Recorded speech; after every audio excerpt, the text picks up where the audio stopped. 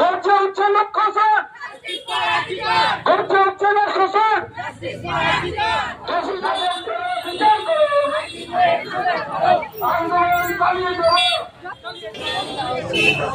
তিলোত্তমা হত্যাকাণ্ডের কেটে গেলেও বেশ কয়েকটা দিন, তারপরেও কিন্তু বিচার মিলছে না, এমনটাই কিন্তু দাবি।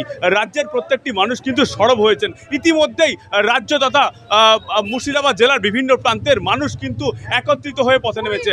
আজ শহর বহরমপুরের একেবারেই ফটোগ্রাফার থেকে শুরু করে মেকআপ আর্টিস্ট এবং যে সমস্ত মহিলারা রাস্তায় বেরোন এবং যারা কর্মক্ষেত্রে বেরোন তারা কিন্তু একত্রিত হয়েছে। আমি দাঁড়িয়ে আছি এই মুহূর্তে রবীন্দ্র সদন প্রেক্ষাগৃহের ঠিক সামনে এবং মহিলাদের আত্মনাদ দাবি তাদের যে আমরা প্রত্যেক দিন রাত্রে বেরোই এবং রাত্রে বিভিন্ন কর্মের সঙ্গে যুক্ত হই, আমরা কতটা নিরাপদ আমি কথা বলার চেষ্টা করব। দিদি, কতটা নিরাপদে আছেন আপনারা?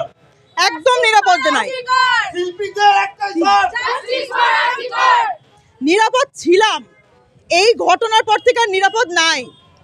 যতদিন না জাস্টিস পাচ্ছি আমরা নিরাপদ ফিল করছি না।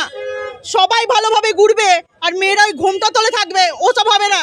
আমাদের জাস্টিস চাই, জাস্টিস দাও, আর যে এটা করেছে তার গলা কেটে উড়িয়ে দাও আমাদের সামনে, আমরা নিরাপদ। দিদি, এই সমাজ কি বর্তমানে মেয়েদেরকে অবলা করে রেখেছে, কি বলবেন? একদম একদম, এই ঘটনার পরে সমাজটা আমাদেরকে অবলা করে দিতে চাইছে, মেয়েদেরকে অবলা করে দিতে চাইছে। আজও কি মেয়েদের মুখ বাঁধা? আজ অব্দি মেয়েদের মুখ বাঁধা ছিল না, কিন্তু যা সিচুয়েশন হচ্ছে চারিদিক থেকে আমাদের মুখ বাঁধতে হবে, আমাদের মুখ বাঁধতে হবে। বেঁধে দিচ্ছে সমাজ, বেঁধে দিচ্ছে বাড়ির লোক, বেঁধে দিচ্ছে। এই যে রাত্রি 8টার পর বাড়ি থেকে বেরোনো যাবে না বা কোথাও গেলে তাড়াতাড়ি বাড়ি আসতে হবে, কি বলবেন এই বিষয়ে? এটা সত্যি মানে খুব খারাপ লাগার বিষয় যে আমরা নিজেদের কাজ করে ফিরতে ফিরতে অনেক রাত হয়, সেখানে আমাদের কোনো টাইমিং ঠিক থাকে না যে আমরা 8টার মধ্যে বাড়ি ফিরতে পারবো। আমাদের অনেক রাত করেও বাড়ি হয়তো সিচুয়েশনে পরে বাড়ি লেটে ফিরতে হয়, তখন একটা মনের মধ্যে ভয় থাকছে যে না আমাকে বাড়ি থেকেও বলে দিয়েছে যে 8টার মধ্যে বাড়ি ফিরতে হবে, এবার রাস্তাঘাটে যে বেরিয়ে আমি ঠিকঠাকভাবে বাড়িতে পৌঁছতে পারবো কিনা সে নিয়েও একটা ভয় লেগে থাকছে। সেই জন্য আমরা চাই যে এই ঘটনাটা যেটা ঘটেছে তার সুবিচার হোক আর মেয়েদের যাওয়া আসায় মানে কোনো বাধা নিষেধ না থাকুক। এরপরেও বাড়ির লোকেদের তো চিন্তা থেকেও যায়, যদি 8টার পরেও হয়ে যায়, এতবার ফোন আসে যে আমরা যদি বাই চান্স ফোন রিসিভও না করতে পারি, তারা চিন্তায় তাদের সুগার বিপি বাড়িয়ে ফেলে। বাড়ি ঢুকে অনেক রকম কথা শুনতে হয় আমাদের, এবং আমাদের ক্যারেক্টার নিয়েও প্রশ্ন ওঠে যে রাত্রির একটাই কোনো সভ্য বাড়ির মেয়ে বাড়ি ফেরে না। এটা কেন হবে? সভ্য বাড়ির ছেলেরা একটাই বাড়ি। এই বিভাজনের সৃষ্টি কারা করেছে? একদমই, যারা, আমি বলবো না কে মেয়ে করেছে না ছেলে করেছে আমার জানা নেই, কারণ এই কথাগুলো মায়ের কাছ থেকেও শুনেছি, এই কথাগুলো আমি আমার বাবার কাছ থেকেও একসময় শুনেছিলাম যে যখন আমার বাবা জীবিত ছিলেন, যে বাবা রাত্রি 9টার পর আর বাইরে থেকো না বা তার মধ্যেই বাড়ি ফেরার চেষ্টা করো।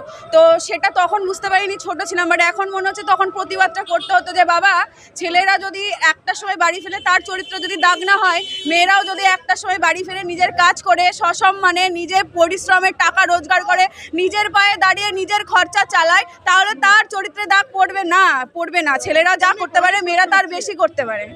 নারী পুরুষ সমান সমান, কি মনে হয় আপনার? নারী পুরুষ সমান সমান? একদমই তাই। আমাদের এই সিচুয়েশনে এসে আমরা এই ব্যাপারটাই চাই যে আমরা নারী পুরুষ যেন সমান অধিকার পায়, সেই বিচারটাই চাই। একটা ছেলে রাত্রি 12টা পর্যন্ত বাইরে আছে, আপনি একটা মেয়ে হয়ে রাত্রি 12টা পর্যন্ত বাইরে থাকেন না? সেই ক্ষেত্রে তো আমরা থাকছিলাম, কিন্তু এই পরিস্থিতি বারবার হওয়ার কারণে তো আমাদের প্রত্যেকের মনে ভয় ধরছে যে আমরা যে রাত করে বাড়ি ফিরবো, আমাদের বাড়ি থেকেও বারবার ফোন করা। আমি যেরকম একজন মেকআপ আর্টিস্ট বিউটিশিয়ান, আমাদেরকে রাত্রিবেলায় আমাদের কাজ থাকে, আমাদেরকে রাত হয়ে যায় বাড়ি ফিরতে। তো সেক্ষেত্রে আমরা কেন সেফ থাকবো না? আমাদের তো সেফ, যেরকম একটা ছেলে সেফ থাকবে তাহলে মেয়েরা কেন সেফ থাকবে না? এটাই আমরা চাইছি। এইটার জন্য আমাদের মানে এই আন্দোলনগুলো করা, যে কেন আমরা সেফ থাকবো না মেয়ে হিসেবে। একেবারেই তাই। একলা নারী মাতৃগর্ভে, একলা নারী কর্তব্যে, একলা নারী চিতায়, এমনটাই কিন্তু উঠে আসলো। এবং মধ্যেখানের বাকিটা সময় একলা না থাকার অভিনয়। প্রত্যেকেই কিন্তু মা বাবা বাড়ি পরিজন এবং প্রত্যেকেই কিন্তু আত্মীয় স্বজন একটা বিভাজন করে দিয়েছে। নারী পুরুষ কথাও সমান হলেও তাদেরকে একটা সমাজের বিভাজনের সৃষ্টি করা হয়েছে যে তুমি মেয়ে, তুমি রাত্রিবেলায় বেশি রাত অবধি বাড়ি ফিরতে পারবে না। এই সমাজের বদল চাইছে শুধু আমি নয়, সমাজের প্রত্যেকটি মেয়েই চাইছে এই সমাজ বদল হোক। কবে বদলাবে এই সমাজ, কবে বদলাবো আমরা, সেদিনের অপেক্ষায় থাকবো আমি এবং আপনারা প্রত্যেকে। মুর্শিদাবাদের বহরমপুর থেকে সুদীপ রায়, ITV নেটওয়ার্ক।